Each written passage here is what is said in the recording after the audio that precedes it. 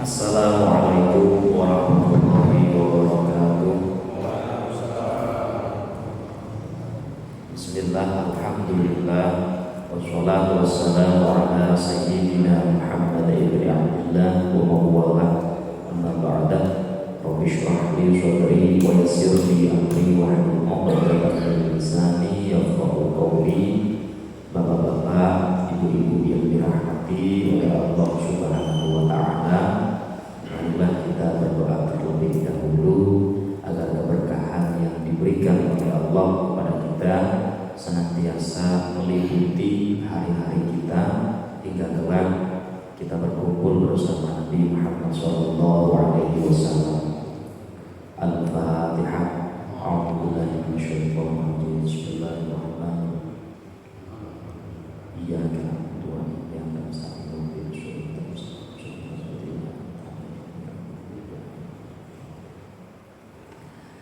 Bismillahirrahmanirrahim. Melanjutkan pembahasan terkait kitab Masalihul Ibad, kita akan memasuki maqalah yang nomor 15 tentang, dan maqalah ini masih ada hubungannya dengan daya atau potensi yang dimiliki manusia ketika manusia beramal soleh.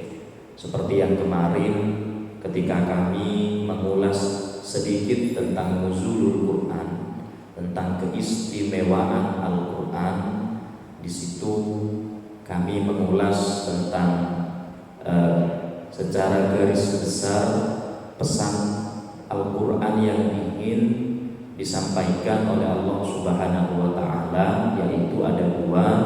Yang pertama adalah keimanan, yang kedua yaitu amal soleh. Dan kemarin juga sempat kami ulas apa yang dinamakan dengan amal soleh itu sendiri. Sederhananya, sementara ini yang kami pahami seperti yang kemarin, amal itu adalah daya yang dimiliki oleh manusia untuk menjadikan daya tersebut lebih bermanfaat dan lebih bisa dirasakan eksistensinya kepada makhluk yang lain. Nah, terkait pembahasan maqalah yang nomor 15 ini, kita akan mengulas sedikit tentang daya pikir yang bisa mengantarkan manusia itu menjadi makhluk, di samping makhluk yang sempurna secara penciptaannya, juga bisa mengantarkan ketauhidan. Artinya lebih mengukuhkan keimanan yang dimiliki oleh manusia. An jumhuril ulama annal fikrata ala khamsatin awjah. Ada 5 pikiran atau ada 5 potensi dari pikiran, dari daya pikir yang dimiliki oleh manusia ketika mereka mengoptimalkan pikiran tersebut ke dalam hal-hal yang sifatnya tentu bisa berdampak positif. Seperti yang diutarakan oleh Sayyidina Ali, la ibadata kat tafakkur. Jadi ada pikiran, fikrun, fakar itu artinya berpikir atau aktivitas otak yang dilakukan oleh manusia. Kemudian ada tafakur. Tafakur itu memiliki makna yang berbeda dari pikiran. Jadi kalau pikiran itu sebatas daya yang dimiliki oleh otak, kemampuan otak kita untuk menganalisis, kemudian mencermati dan memikirkan. Tapi kalau tafakur itu nanti sinkronisasinya menggunakan hati. Jadi ketika orang berpikir, hatinya juga ikut merenung secara mendalam ketika aktivitas otak tersebut sedang berjalan. Sehingga dikatakan oleh Sayyidina Ali, ada satu ibadah yang luar biasa dampaknya, yaitu adalah at-tafakkur. Kalau makna Jawa biasanya di pesantren itu, tafakur di sini diartikan dengan angan-angan, bukan menghayal. Di tafakur itu bukan berimajinasi, apalagi berhalusinasi, itu bukan bukan tafakkur. Itu namanya ya nganggur saja namanya itu nganggur itu, karena nggak ada kerjaan jadinya berimajinasi. Tafakkur itu lebih kepada aktivitas otak yang disinkronkan dengan jiwa dan hati kita untuk menelaah, memikirkan sesuatu yang hasilnya itu berdampak ke dalam psikologis dan pribadi kita. Beda kalau orang halu itu hasilnya ya cuma dapat buang-buang waktu saja. Kalau orang berimajinasi atau menghayal, yang dia dapat ya cuma buang-buang waktu. Tapi kalau tafakkur itu termasuk bagian dari ibadah yang luar biasa. Tergantung objek yang dijadikan tafakkur dan tergantung impact yang ditimbulkan oleh tafakkur itu sendiri. Wa qala ba'dul arifin, sebagian orang yang arif berkata, al-fikratu sirajul qalbi. Pikiran itu termasuk sirajul qalbi. Artinya cahaya yang terpancar dari hati. Jadi ketika hati itu bersih, makanya kata Bang Opik, jagalah hati agar cahaya yang ditimbulkan, yang dipancarkan oleh pikiran tersebut itu juga menjadikan pikiran yang bersih. Ya sebenarnya kalau orang cerdas dan bijak itu dua hal yang berbeda. Orang cerdas itu mungkin bisa dimiliki seseorang secara EQ atau IQ, baik emosional atau intelijensinya memiliki kecerdasan di atas rata-rata. Tapi belum tentu kecerdasan intelektualnya itu adalah pancaran cahaya hatinya. Karena ya contoh sederhananya sebagaimana kita pahami bersama, mereka yang melakukan tindak pidana korupsi, karena itu contoh yang paling konkret, itu tidak ada orang bodoh itu. Malah mereka saking cerdasnya bisa merekayasa hukum, bisa merekayasa peraturan dan kebijakan sehingga peraturan kebijakan tersebut memiliki dampak nepotisme terhadap dirinya. Itu cerdas mereka itu. Kita akui mereka secara IQ-nya cerdas. Cuman karena kecerdasan mereka itu tidak disinari dari cahaya hatinya yang bersih, sehingga potensi kecerdasan yang dimilikinya itu diarahkan terhadap hal-hal yang negatif. Faidah dahabat fala ido'allah. Ketika hatinya sudah buram, maka pikiran secerdas apapun itu tidak akan menerima dampak cahaya dari hatinya. Bahkan di satu hadis diriwayatkan, tafakkur sa'ah khairun min ibadati sittina sa'ah. Merenung secara mendalam 1 jam saja itu lebih baik daripada ibadah 60 tahun. Saya belum tentu sampai di usia 60 tahun. Dan ibadah saya pun selama 60 tahun juga belum tentu, tidak ada jaminan untuk diterima. Tapi kata Nabi ada ibadah yang pahalanya bahkan lebih baik dari ibadah selama 60 tahun, yaitu merenung, bertafakkur selama 1 jam. Tafakkur yang model apa yang bisa mengalahkan pahalanya ibadah selama 60 tahun? Jelas bukan tafakkur memikirkan utang, ya. Bukan tafakkur memikirkan hal-hal yang sifatnya materi, apalagi tafakkur yang tidak ada bedanya apakah dia tafakkur atau dia sedang berimajinasi dan berhalusinasi. Itu jelas bukan tafakkur yang semacam itu. Sebagian ulama sementara ini yang kami ketahui, tafakkur di sini ada kalanya fi masnu'atillah. Yang pertama adalah tafakkur fi fikrati fi ayatillah. Jadi tafakkur memikirkan ayat-ayat Allah Subhanahu wa taala. Sementara ini yang kami ketahui, ayat Allah itu secara garis besar ada 2. Ada yang namanya ayat kauniyah yang diciptakan oleh Allah Ta'ala. Ada yang sifatnya ayat yang tertulis, yaitu ayat dalam Al-Quran. Jadi ayat Allah itu ada 2. Ada yang tertulis, yaitu ayat-ayat yang ada di dalam Al-Quran, tanda kebesaran Allah. Jadi ayat itu tanda kebesaran Allah. Yang kedua adalah ayat kauniyah. Kita bisa mendapatkan atau memahami betapa esanya, betapa maha agungnya Allah itu ketika kita melakukan perenungan yang mendalam terhadap keajaiban hal-hal yang sudah diciptakan oleh Allah Subhanahu wa taala. Makanya manusia itu di dalam Al-Qur'an redaksinya itu berbeda. Ada kalanya manusia itu dianggap diredaksikan oleh Allah Subhanahu wa taala sebagai bashar. Ada kalanya manusia diredaksikan di dalam Al-Qur'an oleh Allah sebagai insan. Ada kalanya juga manusia diredaksikan oleh Allah di dalam Al-Qur'an sebagai an-nas.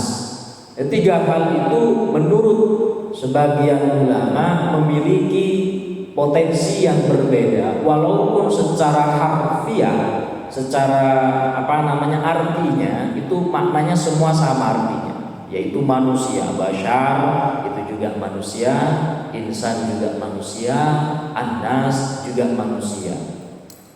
Tapi kalau kita menarik terhadap daya atau potensi yang dimiliki oleh manusia ketika mereka berpikir dan menghasilkan sesuatu, di situ berarti Allah Ta'ala meredaksikan manusia sebagai insan. Makanya ada istilah al-insanu kamil. Jarang, bahkan saya belum pernah menjumpai istilah basyarul kamil, itu enggak ada, atau an-nasu kamil itu tidak ada.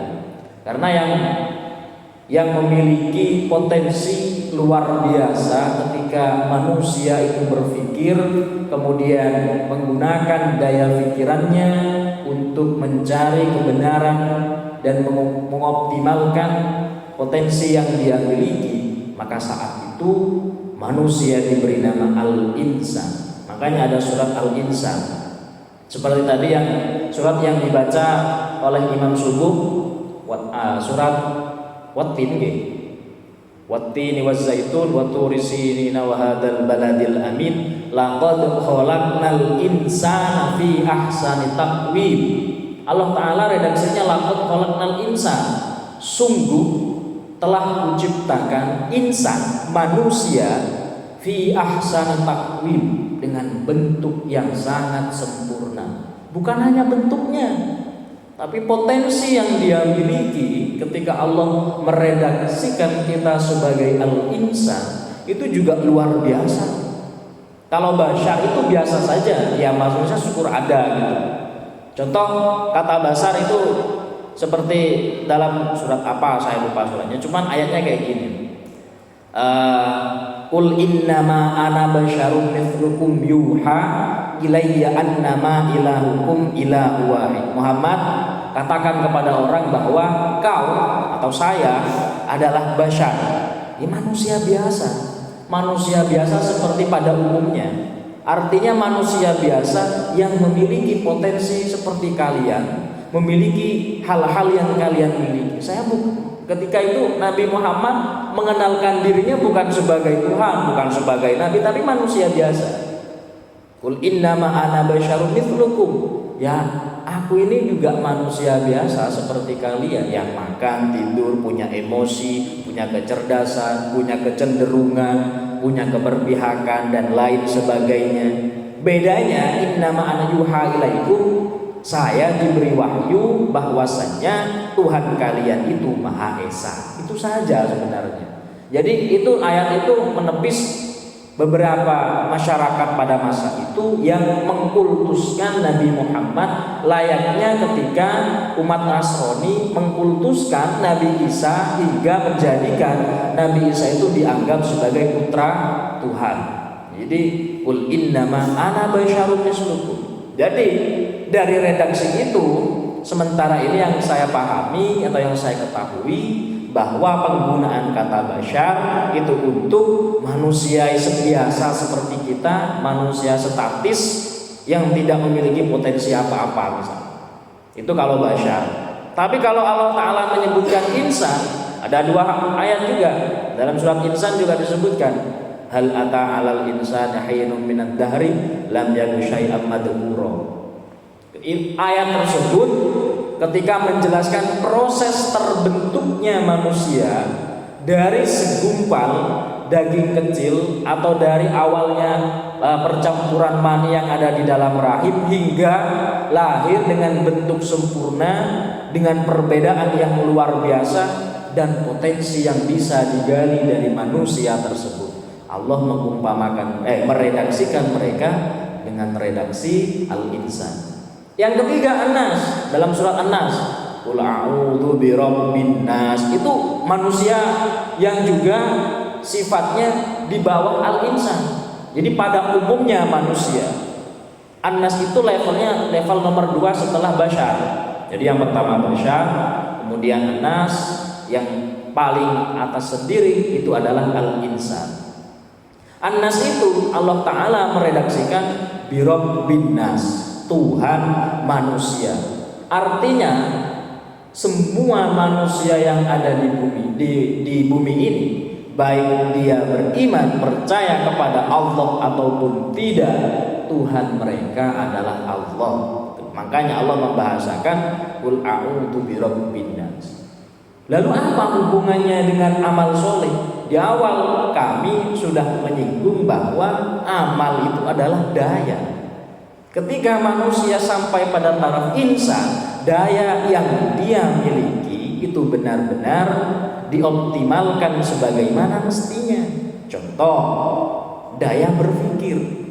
Bahkan dulu saat pelajaran filsafat ada quote yang terkenal sekali ketika Aristoteles mengatakan bahwa aku berpikir maka aku ada, kalau nggak salah semacam itu. Artinya ketika orang berpikir, ketika orang tafakur, dia akan menemukan sesuatu yang pernah diceritakan oleh Allah, kisah Ibrahim ketika menemukan Tuhannya, ketika mengesahkan Allah Subhanahu wa Ta'ala. Jadi pertama Nabi Ibrahim melihat malam dan bintang. Karena bintang begitu terang saat itu, Ibrahim menyangka itu adalah Tuhannya. Ternyata ketika besoknya bintang tidak ada dan diganti dengan bulan yang lebih terang, Ibrahim mengatakan, oh ini lebih terang dari kemarin, berarti ini Tuhan saya. Tapi ketika siang hari bulan sudah tidak ada terbenam, Ibrahim berkata, Tuhan kok mencela-mencela ini gimana? Tuhan kok gak sip ini gimana? Ternyata masih ada yang lebih besar. Hada akbar, matahari ini lebih besar, berarti ini Tuhan saya. Tapi ketika malam kok Tuhannya menghilang, akhirnya Ibrahim meneguhkan hatinya untuk mengesahkan Tuhan yang tidak mencela-mencela, yang tidak berubah dan konsisten. Dari berpikir semacam itu, Ibrahim menemukan ketuhanannya, Ibrahim menemukan keesaannya.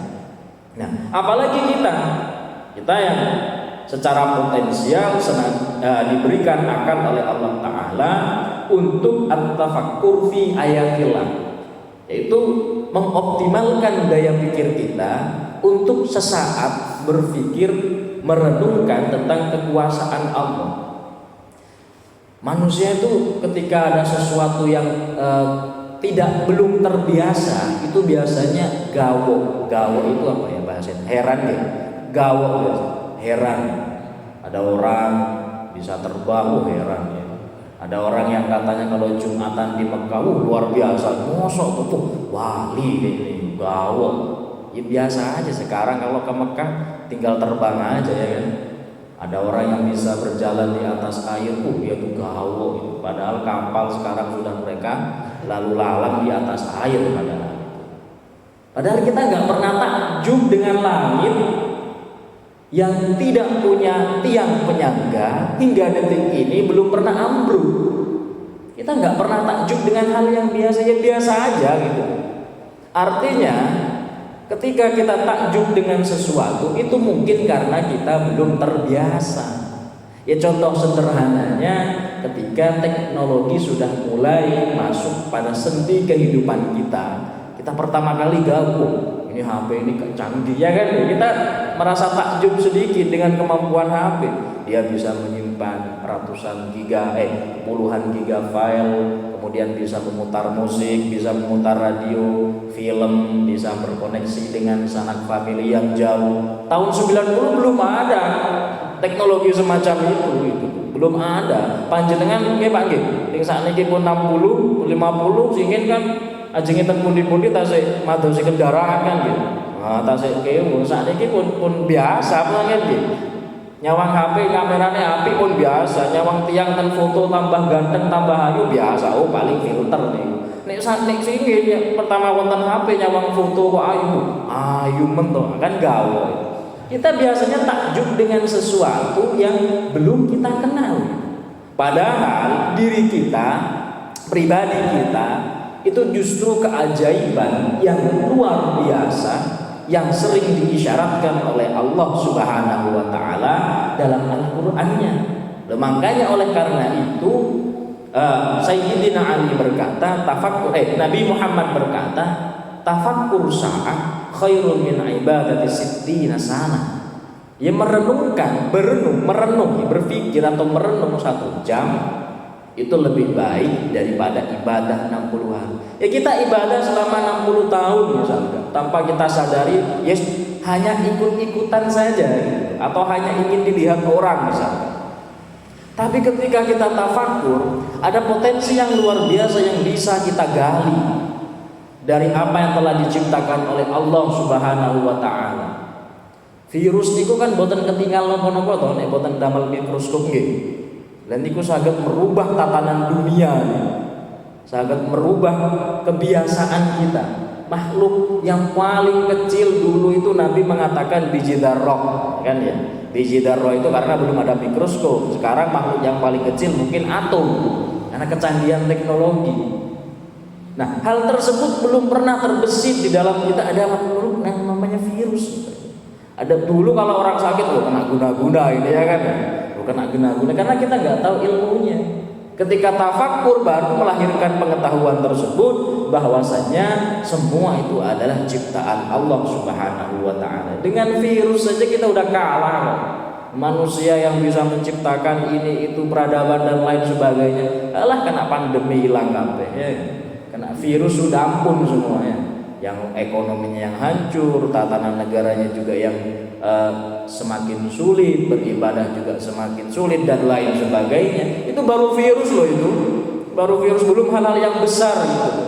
Dan cerita-cerita semacam itu, sejarah-sejarah semacam itu sudah Allah kisahkan ketika Fir'aun dan Musa bertempur.